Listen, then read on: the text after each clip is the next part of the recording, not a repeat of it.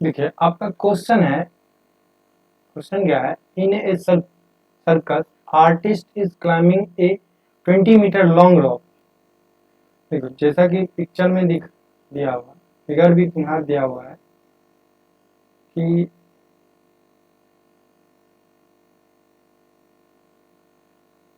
Figure भी दिया हुआ तुम्हारा, ये देखो 20 मीटर लॉन्ग रॉक।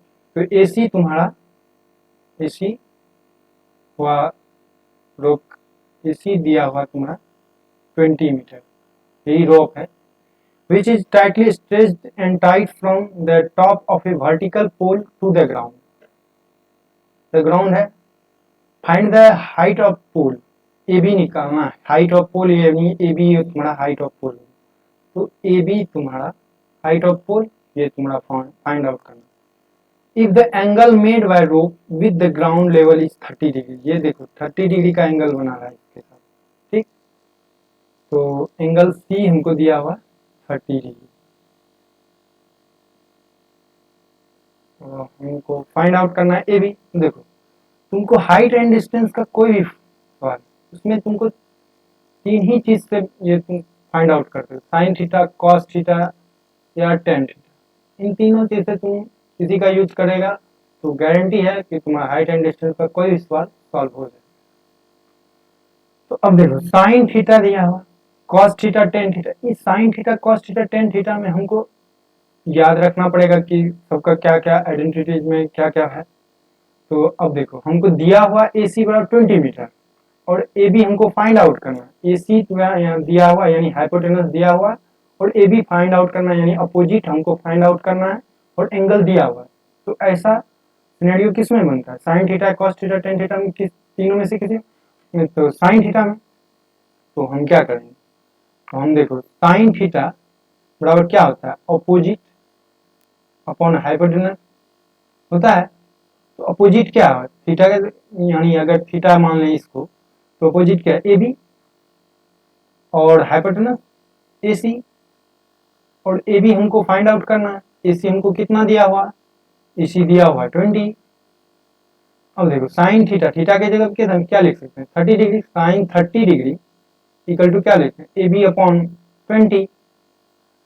तो साइन 30 डिग्री का वैल्यू कितना होता है, 1/2 equal to A B upon 20, यानी कि ए बी बराबर क्या हो जाएगा, क्रॉस मल्टीप्लीकेशन करें, 2ab बराबर 20 हो जाएगा।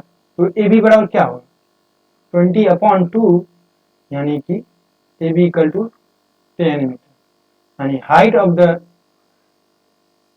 ये हाइट जो है क्या निकल गया तुम्हारा, पोल का हाइट कितना है, 10 metre equal to height of pole. चलो नेक्स्ट क्वेश्चन, हम लोग नेक्स्ट क्वेश्चन की तरफ देखते हैं। A tree breaks due to a storm and the broken parts bend so that the top of the tree touches the ground, making an angle 30 degree with it. The distance between the foot of the tree to the point where the top touches the ground is 8 metre. देखो question पढ़ के तुमको यहाँ से data extract करने आना चाहिए। देखो first, a tree breaks due to storm, पहले एक ट्री इमेजिन कर लो, एक ट्री इमेजिन करते हैं, यहाँ पे बनाते हैं ट्री।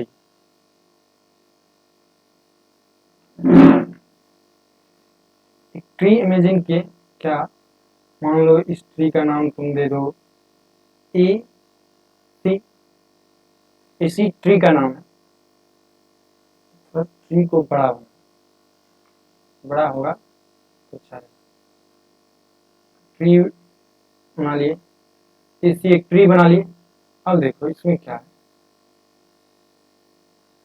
हम कहते हैं स्टॉर्म आने के बाद ये ब्रेक करता है, ब्रेक बेंड्स कर दे आता है, broken part bend so that the top of tree. तो ये मान लो कहीं से यहाँ से ब्रेक कर गया, मान लो इस जगह से ब्रेक कर गया, इस जगह का कुछ नाम बी दे दे, तो यहाँ से ये ब्रेक करता है। यही पार्ट जो है तुम्हारा ग्राउंड से, ये पार्ट जो है बी सी तुम्हारा बेंड करके ग्राउंड से 30 डिग्री एंगल बनाता है, यानी कि ये पार्ट तुम्हारा, यानी कि यहाँ से ब्रेक करने के बाद 30 डिग्री का एंगल ग्राउंड के साथ बनाता है। देखो यही पार्ट है ना, BC पार्ट है, यानी सी मेरा यहाँ आ गया बेंड करने के बाद, ठीक डैश मान लेते हैं इसको। अब देखो the distance between the foot of the tree to the point where the top touches the ground is 8 metre. देखो ये ट्री का फुट हुआ, यहाँ से ये बेंड करने का डिस्टेंस तुमको दिया हुआ 8 मीटर, इसको तुम 8 मीटर दिया हुआ, ठीक। अब तुमको देखो फाइंड आउट करना क्या, find the height of tree, यानी कि तुमको AC फाइंड आउट करना है, AC फाइंड आउट करना है, AC फाइंड आउट करना है तुमको। Height of the tree AC है, लेकिन AC फाइंड आउट करना, तो AC बराबर क्या लिखेंगे, AB प्लस BC लिख सकते हैं। अब देखो BC ही बेंड करके तुम्हारा ये BC डैश बना है, तो यानी कि BC बराबर B डैश C बराबर होगा, क्योंकि यही बेंड करके तुम्हारा ये अर्थिक आंधी आने के बाद जो बेंड किया है, तो ये तुम्हारा ठीक। अब तुम देखो तुमको दिया हुआ है AC दिया हुआ है 8 मीटर, हाँ AC डैश दिया हुआ है 8 मीटर, और एंगल दिया हुआ C डैश एंगल दिया 30 डिग्री। तुमको ये AB एक फाइंड आउट करना पड़ेगा, तो यहाँ पे क्या होगा, टेन थीटा अगर हम लगाते हैं, टेन थीटा में देखो टेन थीटा बराबर क्या होता है, अपोजिट अपॉन एडजेसेंट। देखो तुमको एडजेसेंट दिया हुआ है, एंगल भी दिया हुआ है, अपोजिट फाइंड आउट करना, तो टेन थीटा सबसे अच्छा होगा। तो अपोजिट क्या हो जाएगा, अपोजिट तुम्हारा AB हो गया, और एडजेसेंट 8 हो गया। तो थीटा की जगह क्या लिखा है, टेन 30 डिग्री, टेन थीटा की जगह 30 डिग्री, तो AB अपॉन 8, टेन 30 डिग्री का वैल्यू कितना होता है, 1/√3 अपॉन AB अपॉन 8। तो अब इसको तुम क्रॉस मल्टीप्लीकेशन कर दो, 8 इक्वल टू √3 AB, तो AB बराबर क्या आ जाएगा तुम्हारा, AB आ जाएगा 8 अपॉन √3 आ गया। अब देखो हमको क्या निकाल, अब एक और निकालना पड़ेगा, क्योंकि हमको BC निकालना है, तो BC के लिए तुमको क्या B डैश C अगर निकाल ले तो BC निकल जाएगा। B डैश C कैसे निकलेगा, देखो ये हाइपोटेनस हो गया, और हमको दिया हुआ है, ये दिया हुआ है, ये भी दिया हुआ, और ये भी हम जान चुके हैं। तो यहाँ पे तुम cos थीटा भी यूज करके बना सकता है, और sin थीटा, दोनों जैसे कोई एक रेशियो यूज करके हाइपोटेनस फाइंड आउट कर सकता है। अब यहाँ पे हम cos थीटा को ही यूज कर लेते हैं, cos थीटा बराबर क्या होता है, एडजेसेंट अपॉन हाइपोटेनस। तो एडजेसेंट कितना है, A dash C upon B dash C। अब देखो A डैश C कितना है, 8, B dash C find out करना है, cos थीटा की जगह पे 30 डिग्री, तो cos 30 डिग्री इक्वल टू हो जाएगा क्या, 8 अपॉन BC। अब हम क्या लिख सकते हैं, cos 30 डिग्री का वैल्यू कितना होता है, √3/2, √3/2 equal to 8 upon BC dash. तो इसको यहाँ पे एक नेक्स्ट पेज ले लेते हैं,